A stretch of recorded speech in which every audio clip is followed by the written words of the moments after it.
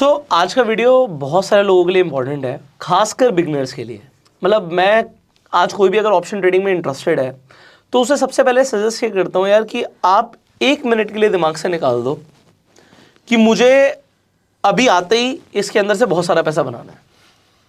आप पहले आके सीखने आए हो तो हम पहले ना कुछ सेफर स्ट्रैटेजीज को समझेंगे।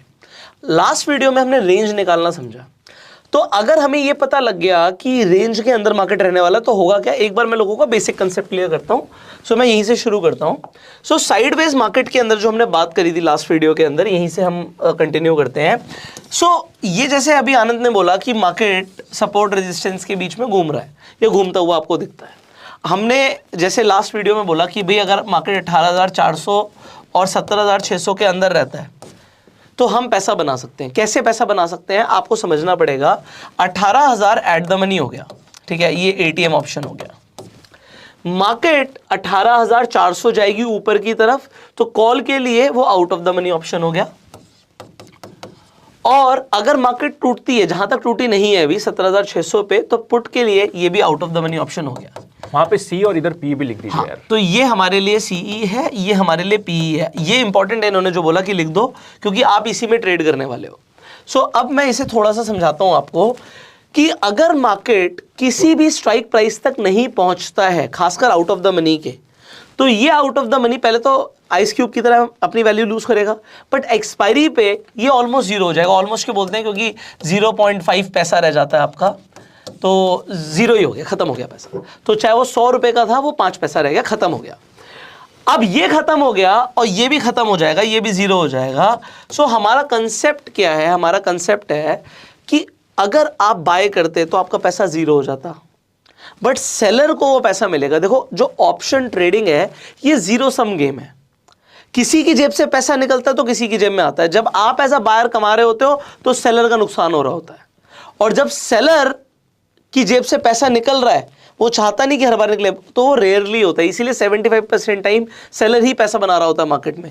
सेलर के पास एक एडेड एडवांटेज क्या है कि आउट ऑफ द मनी के ऑप्शन तो वैसे भी टाइम वैल्यू लूज करेंगे, क्योंकि उनके अंदर इंट्रिंसिक वैल्यू है ही नहीं। वो हमने फर्स्ट वीडियो में कवर किया। इसमें ना एक इंपॉर्टेंट कंसेप्ट होता है, आउट ऑफ द मनी जब आप काम करते हो ना, सबसे मेन काम ये होता है कि मार्केट को आपको लॉस में डालने के लिए सबसे पहले जो आपका डायरेक्शन नहीं है उसमें मूव करना पड़ेगा। आप सोच रहे हो कि 18,400 तक पहले को मार्केट को पहुंचना पड़ेगा, उसके ऊपर जाएगा फिर आपका लॉस कहीं स्टार्ट होना शुरू होगा।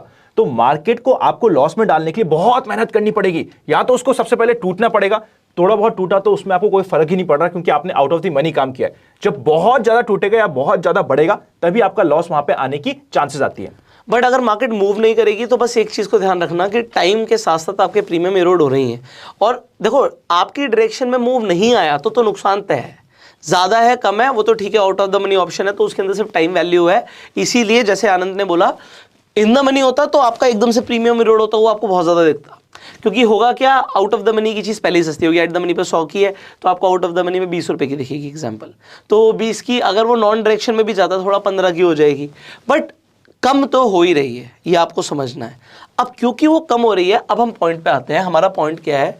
अगर मान लो ये 20 रुपए की चीज है, ये 20 रुपए की चीज है, ये हमें मतलब आज हमारी जो कैलकुलेशंस हैं वो ये कहती हैं कि विद इन अ वीक ये जीरो हो जाएगा, तो सेलर ये 20 रुपए कमाने वाला है। अगर निफ्टी का एक लॉट एग्जाम्पल के लिए 50 रुपए का है तो 50 × 20 1000 रुपए आने वाला है एक लॉट पे। अब आप कितने लॉट पे ट्रेड करते हो, totally up to you. Example के लिए कोई 50 लॉट पे करता है, कोई 100 लॉट पे करता है, कोई 1000 लॉट पे भी करता है। तो अगर आप इंटू 100 कर दें तो 1 लाख रुपया यहां से आ सकता है, 1 लाख रुपया यहां से आ सकता है, बट उसके लिए कैपिटल रिक्वायर्ड होगी। अब अगर आप सिर्फ सेल करते हो और जो अब मैं स्ट्रैटेजी देने वाला हूं उसमें एक फर्क है। आप जाते ही अगर दोनों out of the money options को सेल करोगे तो इसे टेक्निकल टर्म में बोलते हैं स्ट्रैंगल बनाना, और हम स्ट्रैंगल को शॉर्ट कर रहे हैं। आप स्ट्रैंगल को बाय भी कर सकते हो, आप स्ट्रैंगल को शॉर्ट भी कर सकते हो। अब लॉन्ग अप करते हो वो बिल्कुल अलग चीज है, उसका भी वक्त आता है, बट वो अभी नहीं है फिलहाल के लिए। तो अभी आप क्या करोगे, आप शॉर्ट करोगे स्ट्रैंगल को, बट इसके अंदर आपका कैपिटल ज्यादा लगेगा।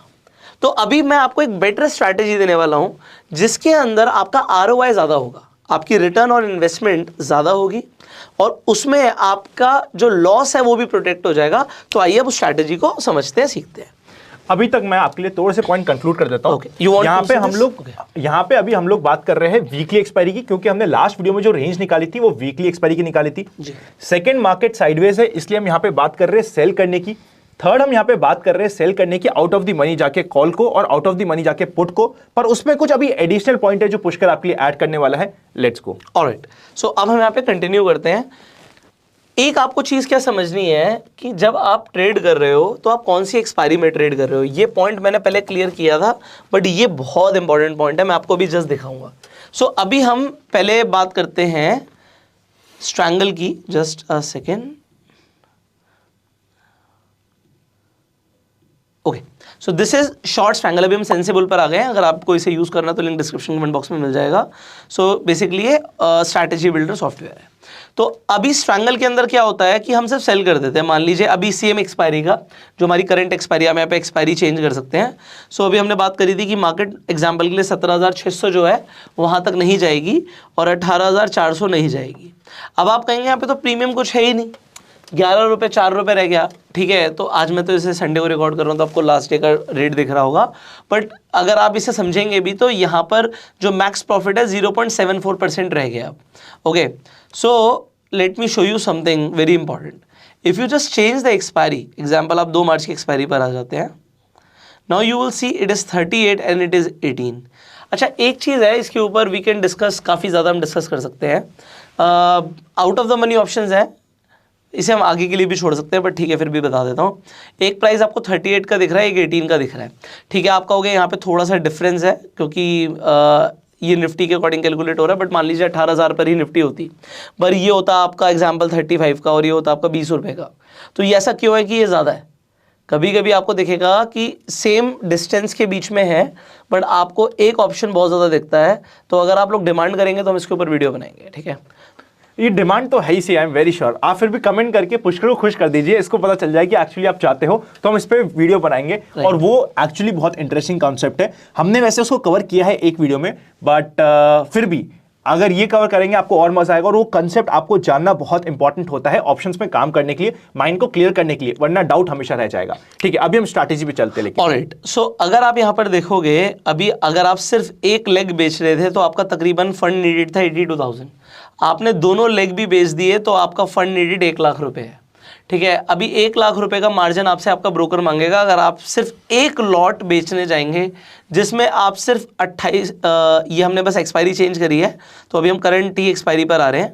ठीक है, सो अगेन फंड नीडेड तो सेम ही ऑलमोस्ट, आप सिर्फ 0.74% कमा रहे हैं।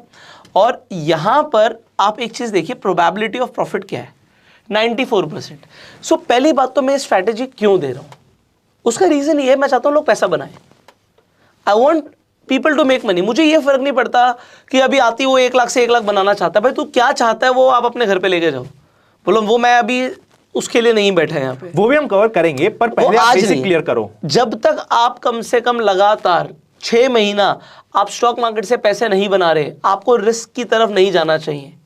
क्योंकि अगर आपका इनिशियली आते आपका लॉसेज होने शुरू हो गए, आपके बड़े स्टॉप लॉसेज हो गए, आपका कैपिटल खत्म हो गया, तो आप जिंदगी भर स्टॉक मार्केट को गाली देने वाले हो। और उसके अंदर ना सिर्फ मार्केट नहीं आती, उसके अंदर मार्केट के सारे लोग आ जाते हैं। आप और मैं भी अगर हम कुछ अच्छा समझा रहे हैं तो लगेगा लोगों को नहीं यार ये तो स्टॉक मार्केट तो है ही ऐसी चीज़ यार, ये तो लोगों को बर्बाद कर देती है, इसमें तो सिर्फ जुआ चल रहा है। I have seen people like that.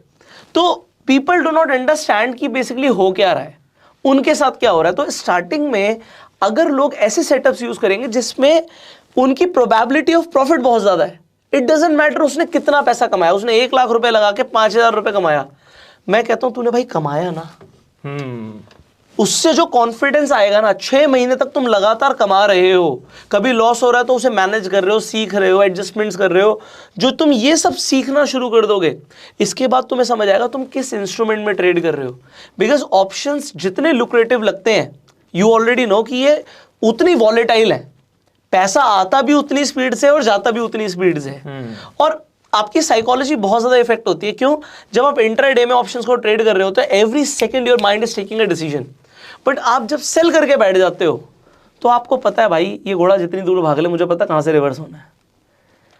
So you know a range, जब तक कुछ बिल्कुल ही डिफरेंट नहीं होता तब तक कुछ नहीं होना। ठीक है, सो अब हम इसमें आरओआई भी बढ़ाने वाले हैं, इसके अंदर हम आरओआई भी बढ़ाने वाले हैं। लेकिन इसमें ना आपने बहुत अच्छी बात बोली, फियर ऑफ पेन हमारे दिमाग में ना इतना ज्यादा हो जाता है कि हम काम करना ही बंद कर देते हैं, बिल्कुल छोड़ देंगे। मतलब अगर यहाँ पे अगर एक सॉकेट लगा है, उससे करंट आ रहा है, पहली बार दर्द होगा, दूसरी बार डबल दर्द होगा, तीसरी बार और दर्द होगा, तो हमारी हिम्मत ही खत्म हो जाएगी हम उसको टच करें या मार्केट में कोई काम करें। तो फियर ऑफ पेन आदमी की हिम्मत तोड़ देता है, और हिम्मत ही मार्केट में पैसा कमाती है मेरे अकॉर्डिंग। तो आपको बस टिकना है क्रीज पे। देखो यार, मैं ये नहीं कह रहा सिर्फ यही करना है, no, you should know every strategy, किस मार्केट में कब क्या चीज यूज होनी है, यही तो सीखना है। आपको रोहित शर्मा की तरह क्रिकेट खेलना है भाई, हर बॉल पे वो भी छक्का नहीं मारता, वो मार सकता है बट मारता नहीं है, क्योंकि उसे विकेट बचा के रखना है। विकेट बचेगा तो सेंचुरी भी मारेंगे, वरना पता लगा एक बॉल पे छक्का मारा, दूसरे में मारा और आउट हो गए। तो 12 रन बढ़िया है, 100 रन बढ़िया है, हमें लंबा जाना है। हमें बस, आपको बस एक चीज समझनी है, मुझे मार्केट से आउट नहीं होना यार, ये मार्केट मुझे बाहर निकाल के ना फेंक दे। और मार्केट चाहती है ज्यादातर रिटेलर्स से पैसा लेना, वो कौन चाहता है अभी आप समझोगे। चलो, अब हमने क्या किया, हमारा यहाँ पे 0.74 आ रहा था 1 लाख रुपए लगा के। अब there is a concept called hedging. आप यहां पर ध्यान से समझो, यहाँ पे मैक्स अनलिमिटेड है, मैक्स लॉस अनलिमिटेड है, मतलब लॉस अनलिमिटेड हो सकता है। लॉस कैसे हो सकता है भाई, एक तो हम इतनी दूर का बेच रहे हैं, फिर वह कैसे लॉस हो सकता है, क्योंकि किसी को पता थोड़ी है मार्केट कितनी ऊपर जा सकती है, पागल हो गई मार्केट, जाती जा रही है। तो वो 18,400 से अगर वो 500 चली गई तो आपको बहुत अच्छा नुकसान भी हो सकता है। सिमिलरली हमारी रेंज खैर काफ़ी बड़ी है, तो आप देखोगे आपकी प्रॉफिटेबल रेंज बहुत बड़ी है, बट फिर भी आप अगर देखेंगे, अगर वो बहुत ज़्यादा टूट गई, मान लो यहाँ से मार्केट एकदम से कुछ हो गया मार्केट में और वो 16,000 पे चली गई, सो आपको बहुत नुकसान हो सकता है। सो वो नुकसान को हमें प्रोटेक्ट करना है और उसके लिए आ जाती है हेजिंग।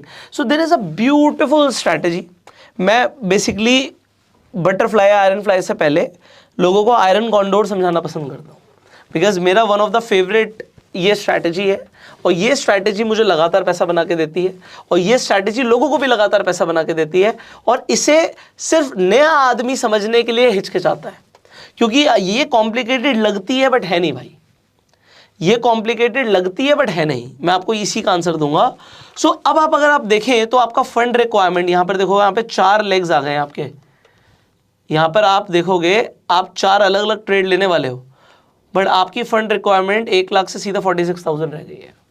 मैक्स लॉस जहां पर अनलिमिटेड था अब 17% का रह गया, पर अभी हम चेंज करेंगे। अभी हमें बेचना क्या था, पुट साइड पे 17,600 बेचना था, अभी हम बना रहे हैं, ऐसे खुद ही बना लेंगे हम तो। ये आपको बाय डिफॉल्ट दे देता है एक, और बाय डिफॉल्ट यहाँ पे आपको प्रोबेबिलिटी ऑफ प्रॉफिट और सब कुछ दिखता है। अब हम उससे मान लीजिए बेसिकली आपको डेल्टा को न्यूट्रल रखना पड़ता है, बट फिर भी मैं आपको एक सिंपल सा सेटअप देता हूँ, आप इसे चेंज कर सकते हो।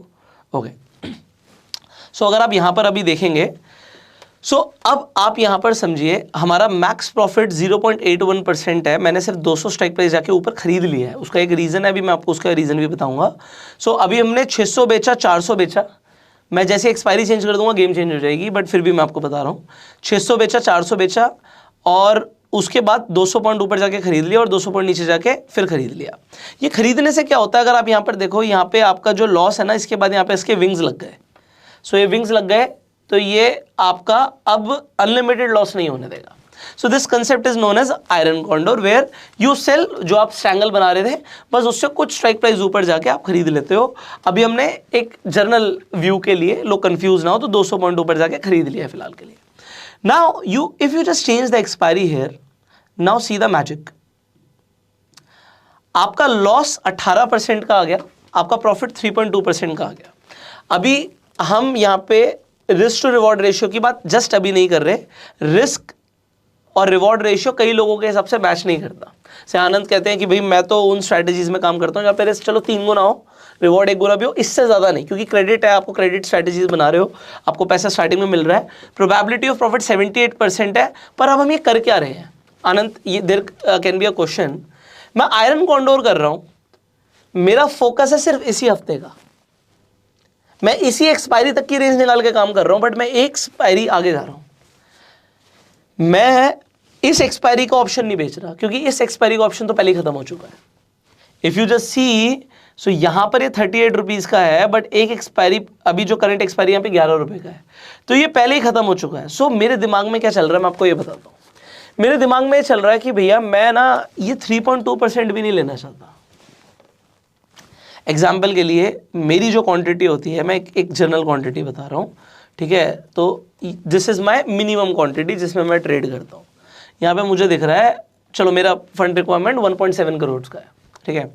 मुझे पता है यार 5.5 लाख रुपए आने हैं, बट मैं 5.5 लाख के लिए ट्रेड नहीं कर रहा, क्योंकि मुझे पता है इसी एक्सपायरी के अंदर अगली एक्सपायरी का ऑप्शन जो है वो 50% से ज़्यादा टूट ही जाएगा, अगर वो रेंज में भी रहा तो। So if just I go one expiry forward, this premium will Erode. वो तो जीरो होना है, ये जीरो नहीं होगा, बट ये भी 50% से ज़्यादा मेल्ट हो जाएगा। तो मैं क्या चाह रहा हूं यार, मुझे 3.2 छोड़ो, मुझे 1.6% ही मिल जाए, क्योंकि इस एक्सपायरी पे तो मुझे 1.6% भी नहीं मिल रहा है। यू जस्ट सी, इस एक्सपायरी पे तो हमें 0.8% मिल रहा है, बट मैं इससे डबल ले रहा हूं उसी रेंज के अंदर काम करके। Okay okay okay, got your point. अब मैं समझा मतलब आप काम वो एक हफ्ते के लिए करना चाहते हो जो हाँ। आपका पहले इनिशियल माइंडसेट था। हाँ। पर अगर एक हफ्ते में मुझे पर हफ्ते अगर 1% 1.5% बच रहा है तो वो बहुत बड़ा पैसा बच रहा है।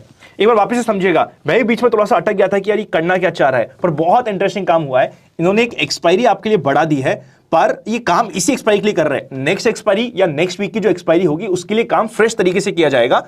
पर इन्होंने एक एक्सपायरी आके लेते ही इनको थोड़े से प्रीमियम बेटर मिल गए, सेफ्टी नेट इनका बढ़ चुका था और इन्होंने अपना काम कर लिया। इंटरेस्टिंग यार, तो ये यहाँ ट्विस्ट अच्छा था। यहां पर भी प्रोबेबिलिटी ऑफ प्रॉफिट 78% है। पता है, ये तो वो दृश्यम मूवी होती है ना, दृश्यम मूवी के एंड तक आप सोच रहे थे कि यार ये हारने वाला है, ये हारने वाला है, और एंड में ट्विस्ट आ गया और आप जीत गए। वैसा कुछ हो गया, मजा आ गया यार। यार हम Very जीतेंगे good ना यार। Maximum time. अभी बात आप सोचो, मेरा फोकस कौन है, अभी कौन सीख रहा है यहाँ पे? मेरे लिए तो सारे बिगनर्स बैठे हैं। एडवांस वाले तो उन्हें पहले ही पता होंगी सारी चीजें, बट बिगनर्स जो हैं उनको यार ये चीजें सीखने में सालों लग जाते हैं। नहीं, वेरी छोटा सा ट्विस्ट और मजा आ गया। हाँ, तो मैं खुद अपसेट हो गया था यहाँ पे थोड़ा सा। मैंने कहा यार ये क्या हो क्या रहा है, ये होने क्या चाह रहा है। हाँ, अब मजा आ गया। ठीक है, तो अभी क्या है, हम यहाँ पे भाई मेरे को पता है, मेरे को 3 लाख रुपए का प्रॉफिट आ गया 1.7 करोड़ के कैपिटल पे। 3 के बाद आई विल सी क्या हो रहा है, क्या विक्स चेंज हो रहा है, क्या मार्केट में रेंज चेंज हो रही है, क्या सपोर्ट रेजिस्टेंस चेंज हो रहा है। अगर कुछ चेंज नहीं हो रहा तो चलने दो। मार्केट 18,000 पे थी, 18,200 तक गई, ठीक है, कोई दिक्कत नहीं, मेरी रेंज के अंदर है। फिर वो फिर से 18,000 आ गई। अब एक्सपायरी जो हो रही है 18,000 पे ही हो रही है एग्जाम्पल। तो मैं देखूंगा ऑलमोस्ट पूरा प्रीमियम खत्म हो जाएगा, लेते वो प्रीमियम खत्म हो जाएगा, और अगर मुझे उसे कंटिन्यू भी करना है तो मैं उसे कंटिन्यू भी कर सकता हूं। आप रोल ओवर भी कर सकते हो, वहां पे आपके प्रीमियम्स बढ़ जाएंगे। मैं रोल ओवर तो कर ही दूंगा, मैं ज्यादातर टाइम रोल ओवर ही करता हूं, बट नए लोगों के लिए बता रहा हूं। आपने एक्सपायरी देख ली, पूरी खत्म हो गई एक्सपायरी, ठीक है। अब फ्राइडे आ गया, मार्केट 70 पॉइंट ऊपर खुल गई, कोई दिक्कत नहीं है, 18,000 से 18,070 हो गई, कोई दिक्कत नहीं है, आपकी रेंज में है, आपने रेंज निकाल ली, आपको विक्स पता है, आपको अब सपोर्ट रेजिस्टेंस पता है, आपको फ्रेश तरीके से सब कुछ पता है। फ्राइडे को आपने छोड़ दिया, फ्राइडे को भी छोड़ दिया, सैटरडे संडे कुछ गैप अप गैप डाउन को बहुत ड्रास्टिकली होगा तो नुकसान होगा।